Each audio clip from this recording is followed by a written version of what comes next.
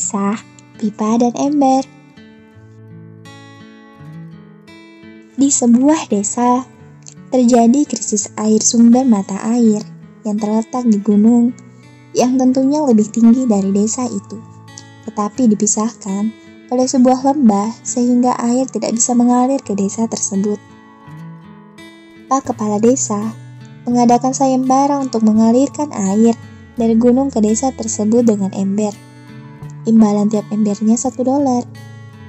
Ternyata ada 2 orang yang berminat dan menerima tawaran itu, yaitu si Pipo dan Embro. Mereka adalah 2 orang pemuda miskin yang rajin dan ingin merubah dirinya untuk menjadi kaya. Dan kedua pemuda itu setuju dan mulai mengerjakannya pada pagi harinya. Mulanya mereka mengerjakan pekerjaan yang sama dengan bersemangat.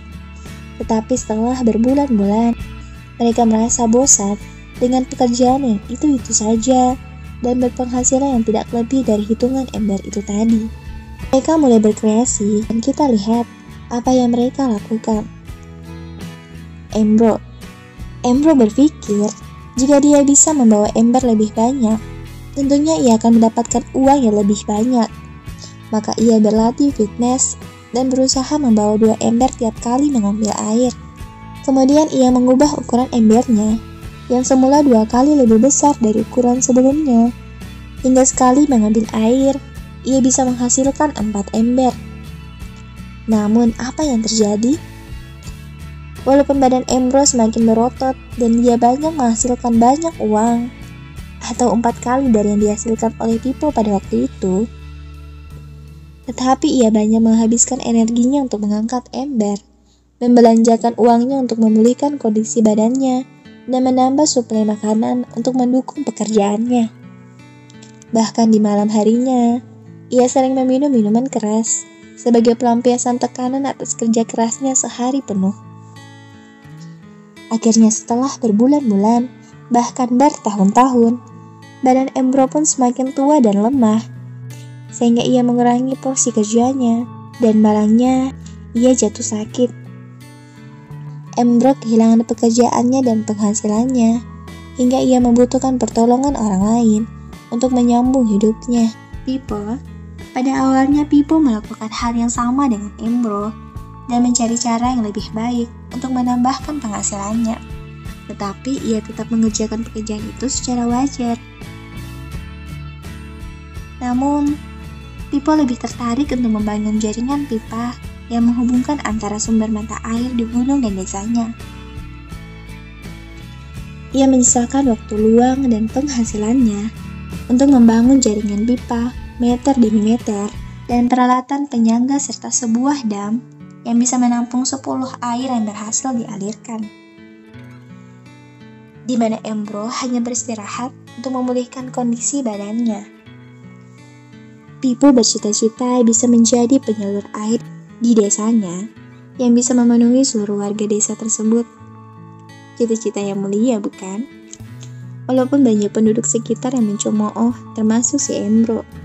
Hingga berbulan-bulan dan bertahun-tahun, akhirnya dengan kerja yang tidak hanya keras, tetapi cerdas dan efektif, Pipo berhasil membangun jaringan pipa air dan dam dengan nama Pipo Corporation yang menyediakan suplai air dengan harga yang murah dan jumlah yang tak terbatas.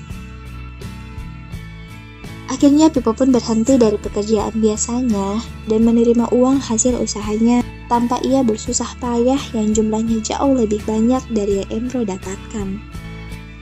Pipo telah berhenti bekerja dan ia tetap menerima uang dari keuntungan perusahaan yang ia bangun. Ia bisa pergi berlibur ke luar negeri, bisa punya rumah bagus, dan yang utama, bisa memberi manfaat kepada seluruh desa, bahkan ke desa sekitarnya. Nah, dalam dunia nyata ini, sejujurnya kita juga menemukan kenyataan yang tidak jauh dari cerita tersebut, di mana banyak orang yang sibuk menghabiskan waktu efektifnya hanya untuk melakukan pekerjaan yang kurang efektif, sehingga mendapatkan hasil yang sesuai pula. Kita bisa melihat kisah bagaimana Bill Gates atau mahasiswa Harvard University yang tidak menyelesaikan studinya, membangun Microsoft Corporation dengan sebuah ide hanya ingin menciptakan operating system atau software Windows untuk IBM PC yang bisa dipakai oleh berbagai macam platform dan macam komputer, sehingga dari situ diharapkan penggunaannya lebih mudah menggunakannya atau user friendly. Integritas PC yang tergabung dalam Internet Explorer serta mobile operation systemnya Windows CE. Siapa yang gak kenal DOS Windows Internet Explorer? Dan yang membanggakan, hampir seluruh saham Microsoft Corporation dimilikinya, hingga ia dikenal sebagai orang terkaya di dunia. Kita juga masih ingat Oprah Winfrey, seorang presenter wanita terdama di USA, yang berhasil membangun Harpo Corporation hingga profesi presenter yang semula menjadi tulang punggung penghasilannya, kini menjadi kegiatan sampingannya. Juga Ustaz Abdullah bin Nastiar yang begitu hebat mengembangkan MQ Corporation yang memiliki lebih dari 17 anak perusahaan. Ia berhasil mengurusnya dan tanpa mengganggu aktivitas dakwahnya. Bagaimana dengan kita? Pernahkah kita ingin merasakan seperti mereka? Sudahkah kita berniat dan berusaha untuk menjadi seperti mereka, ataupun lebih baik lagi? Pernahkah kita memberanikan diri untuk melakukan seperti apa yang mereka lakukan?